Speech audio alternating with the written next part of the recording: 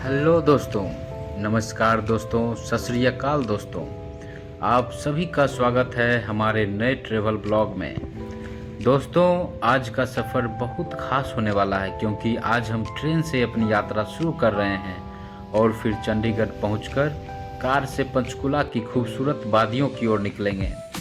दोस्तों, सफ़र सिर्फ एक जगह से दूसरी जगह जाना नहीं होता मेरे दोस्तों। सफ़र वो एहसास है जहां हम नई यादें बनाते हैं, नई कहानियां को जीते हैं और अपने जीवन को थोड़ा और खूबसूरत बना लेते हैं। आज का यह ब्लॉग दोस्तों सिर्फ पंचकुला घूमने का नहीं है, बल्कि ज़िंदगी को थोड़ा खुलकर जीने का संदेश भी है।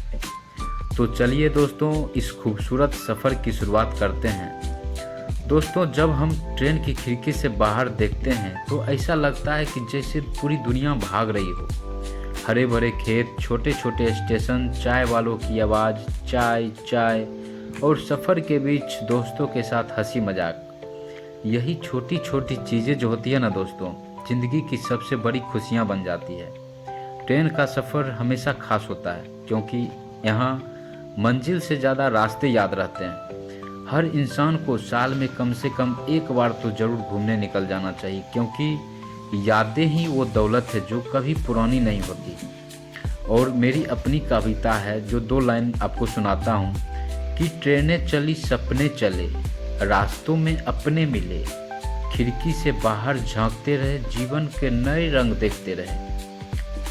दोस्तों, यह ब्लॉग सिर्फ एक यात्रा नहीं है मेरे दोस्तों, यह एक सीख है कि नई जगहों पे जाना सिर्फ घूमना नहीं होता, यह खुद को समझने का मौका होता है। यह हमें सिखाता है कि दुनिया हमारी सोच से नहीं, सोच से कहीं ज़्यादा बड़ी और खूबसूरत है। और अगर आप भी रोज़ की एक जैसी ज़िंदगी से थोड़ा हटकर कुछ नया महसूस करना चाहते हैं तो एक बार यूं ही कहीं निकल जाइए, क्योंकि सफ़र ही वो चीज़ है जो आपको बदल देता है, आपको और बेहतर से बेहतर बनाता है मेरे दोस्तों। और रास्ते में आपको एक से एक बढ़िया चीज़ें देखने को मिलेगी। जैसे होता है ना कि आपको प्लेटफॉर्म की भीड़ हो गया, चाय वालों की आवाज़ हो गया, और दिल में एक अलग सा उत्साह, एक नयापन देखने को मिलता है। जैसे कि आपको, जैसे हम अपना स्टोरी बताते हैं कि मुझे एक दिन अचानक मन किया कि हम क्यों ना कहीं निकल पड़े। ना ज़्यादा प्लानिंग हो, ना कोई बड़ी तैयारी, बस टिकट लिया और ट्रेन में बैठ गए। और यहीं से शुरू हुई एक ऐसी कहानी जो शायद सिर्फ सफ़र ही लिख सकता है। तो इस सफ़र में मुझे कुछ अनजान लोग मिले, लेकिन उनकी बातें, उनके अनुभव, ऐसा लगा जैसे ज़िंदगी का कोई नया चैप्टर खुल रहा हो। किसी ने अपनी मेहनत की कहानी सुनाई तो किसी ने अपने सपनों की, और तभी समझ आया कि हर इंसान अपने आप में एक पूरी किताब होता है। और रास्ते में एक से एक छोटे छोटे स्टेशन, कुछ बड़े स्टेशन आए जहां कुछ मिनट रुककर भी बहुत कुछ सीखने को मिला। दोस्तों, अब तो हम पहुंचने वाले हैं। मुझे पंजाब और हरियाणा के बॉर्डर पे एक भैया रहते हैं, वहाँ मुझे रुकना है क्योंकि वहीं से मुझे सफ़र का आनंद मिलेगा। और हम एक भैया आए हुए हैं तो उनके साथ हम अपने भाई के पास जा रहे हैं, उनके रूम पे ठहरेंगे, एक दिन रुकेंगे, फिर वहाँ से पंचकुला के लिए निकलेंगे। गाइस, कैसे आप लोग? हम तो यहाँ पहुँच गए, लेकिन आप भैया को बताए नहीं थे कि पंचकुला का दर्शन करवाएंगे, घूमना है। जारी रहिए। तो जैसे ही हम भैया को बताए हैं मेरे भाई, तो बोले कि ठीक है चलो निकलो, कोई दिक्कत नहीं है, घुमा देते हैं। तो चंडीगढ़ तो थोड़ा यहाँ से 15-20 किलोमीटर है। हम पंजाब और हरियाणा के बॉर्डर पे एक डेरावासी है, वहीं हम ठहरे हुए हैं। तो जब हम पंचकुला के लिए निकले तो यहाँ मैंने देखा कि यहाँ का सड़कें बहुत साफ़ है, मौसम बहुत सुहाना है, चारों तरफ प्रकृति का सुंदर नज़ारा है। जैसे जैसे हम आगे बढ़ते गए दोस्तों, वैसे वैसे शहर की भागदौड़ पीछे छूटती गई और प्रकृति का सुकून मानो कि दिल में उतर गया। पंचकुला की सबसे खास बात यह है दोस्तों कि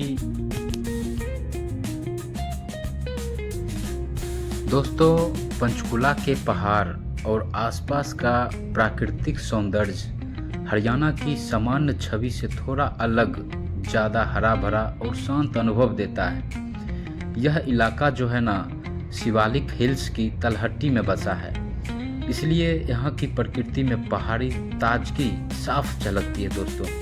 सुबह के समय सब सूरज की हल्की किरणें पहाड़ियों पर पड़ती है तो हरियाली एक सुनहरे रंग में नहाई हुई लगती है, जैसे मानो छोटे छोटे जंगल, घने घने पेड़ और कच्चे रास्ते, पक्के रास्ते इस जगह को एक प्राकृतिक स्वर्ग जैसा रास्ता बना देता है।